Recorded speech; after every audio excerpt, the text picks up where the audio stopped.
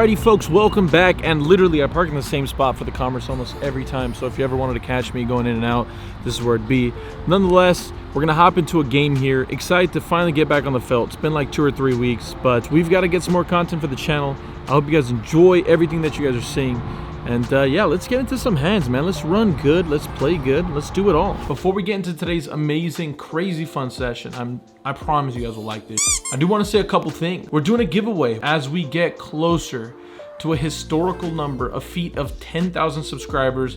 Why not do something fun and do another little giveaway? So $250, same thing as last time, I believe. The one thing I will mention, all you need to do is like, comment, and subscribe. And the comment you're gonna drop down below is going to be the dream place you wanna play poker. Where is somewhere that you'd like to go to play poker that you have not already? Again, check out closetobrokeLA.com if you wanna grab a hat or a shirt. Not this one, this is the BAYC, by the way, but I'll leave you guys to the episode. I love you guys all dearly and enjoy what is one of the most fun sessions today. You do not, don't click. I promise, this is it. This episode right here, this is the one.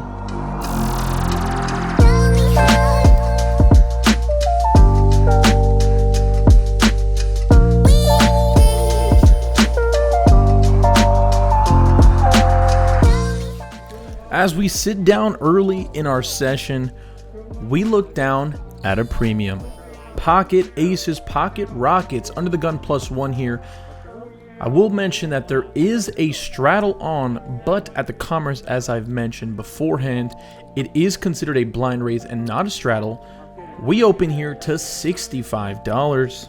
The small blind as well as the straddle decide to make the call. The flop comes 10 of hearts, 5 of clubs, and 4 of diamonds. The action checks through after I think about it for a little bit and decide that I'd like to play a little bit of pot control as well as play a little bit of deception. The turn comes a king of hearts, bringing an open-ended straight draw as well as other straight draws and a backdoor flush draw. The action checks over to me, and now I believe it is time to build a pot. There are not a great deal of hands that make up opponents' ranges here, considering they should be fairly wide, so I go ahead and bet a catch-all sizing of 30%, $55 to go. The small blind tanks for what seems like forever and decides to raise here to $300. After a little bit of thinking, I don't think that there's any way I can fold my hand here considering how underrepresented I am, so I make the call. The river comes an absolute brick. It is a 4 of clubs, does pair the bottom card. The small blind checks once again, and at this point I face a decision. Do I want to go for some value here?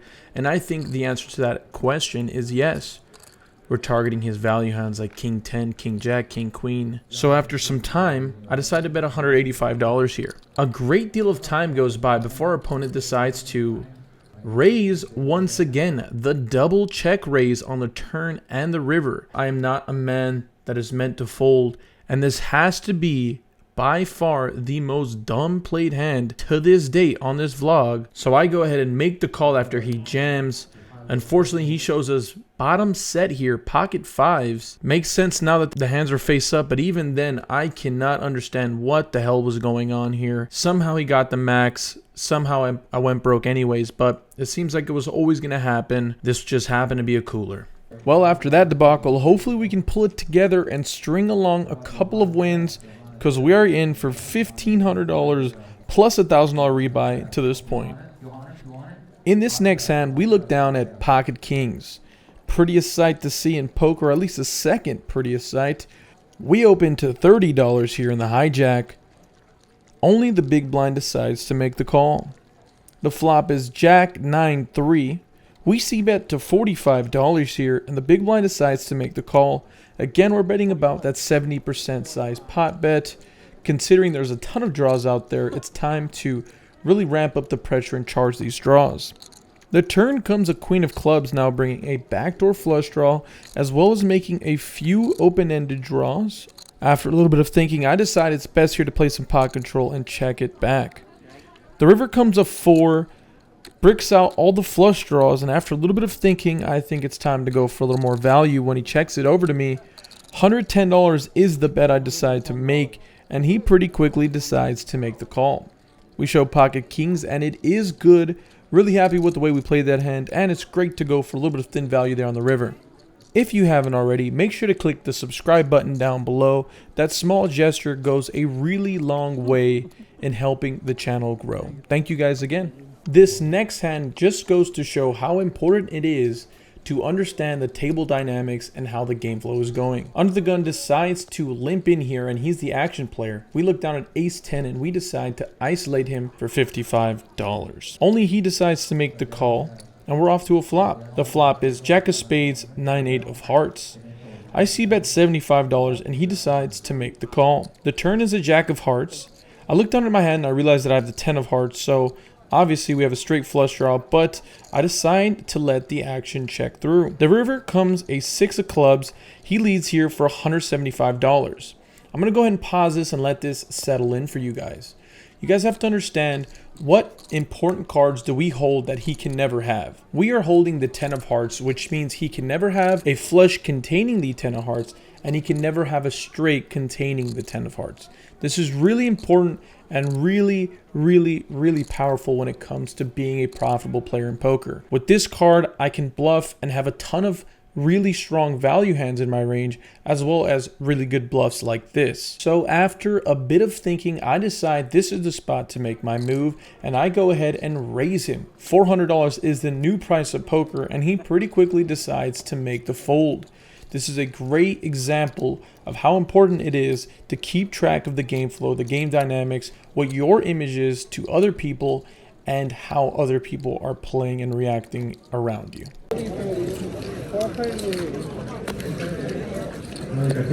Alrighty, this is the mid-session update.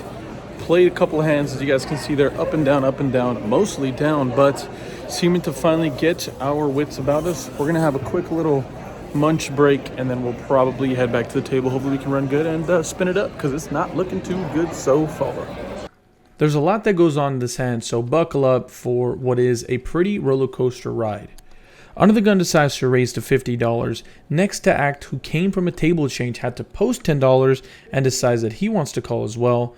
Next to act, action player calls as well. I look down at pocket nines to the action player's direct left, and I also decide to make the call.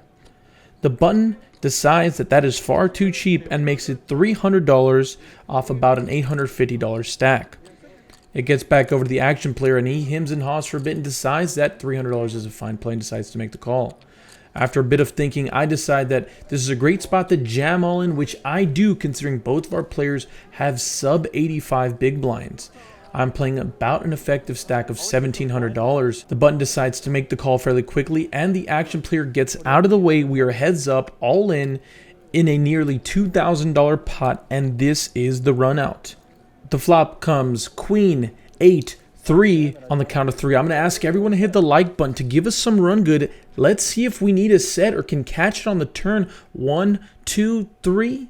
The turn comes the 9 from outer space. You cannot believe it. You cannot make this up. And the river is a brick. Oh my gosh. We show our set of 9s, and he shows his ace-king offsuit. Unfortunately for him, it is our turn to win a race, and unfortunately for him as well, nobody notified him that we are currently on a heater. We are on a mission. We are going to get back every single penny we have lost in this session and make a huge comeback for the ages. If you thought our run good was over, you are sadly mistaken. Here we are under the gun, and we look down at pocket kings. How beautiful a sight to see. We raised to $40 only because we see somebody out of position decide to limp. So I'm going to raise the price of poker and see if he's willing to put any more money in the middle with this weak holding. Surprisingly to us, he does. But unfortunately, so does 4 other people. We are going 6 ways to a flop with pocket kings. We are praying that we can hit at least a set here so we can maneuver this hand post flop a little easier. We're off to the flop, and not 1 king comes, unfortunately. But 2 kings do. Can you believe it? We flopped quads. Ladies and gentlemen, boys and girls, somebody call the floor staff. We have a high hand alert. The flop came king, king, jack with 2 diamonds. There is a flush draw. The action checks over to me, and I decide to c-bet my entire range here. $50 Only the big blind makes the call. At least I have one fish to come swimming along the river with me. Turn comes an ace of spades, bringing the obvious straight draw here. I bet $120, and the fish is not giving up the bait. He decides to make the call once again. The river is probably the best card in the deck. The 6 of diamonds, bringing the flush draw on the flop, completing it. Once he checks over to me, I am a very, very greedy shark. One fish is not enough. I need to get all of the fishies. I decide to bet all in with my top quads. I don't know how much more sure I've ever been in the hand to go all in. It feels great. There's not one chance that I can possibly lose the hand at this point after a great deal of tanking. Our little fish decides that he wants to be reeled all the way in. He decides to make the call, and would you believe it, another monstrous pot coming our way. Obviously, it's easy to play the game when you have really big hands, but it's hard to get maximum value. We're feeling great. Oh my word, I'm freaking out right now.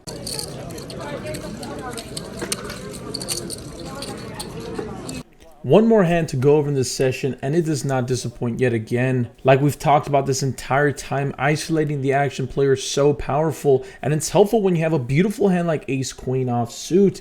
I decide to isolate his under the gun +1 limp to $50, folds all the way back over to him, and he decides to make the call. The flop comes ace jack 3 with 2 hearts. I do have a heart in my hand. When he checks over to me, I think it's about time that I decide to c-bet to $55. He decides to make the call. The turn comes the king of clubs. I decide that this is an opportunity to make the check through. The river comes a blank, and when he checks it over to me, he's made the call on every single river here, so I'm thinking, what sizing do I need to go for? I decide a smaller sizing is the best thing to do. I decide to bet $125, and unfortunately this time he makes the right fold. No more fishies coming my way, and unfortunately for us, that will do it. That is the last hand, and one of our most exciting comebacks is capped off with yet another W.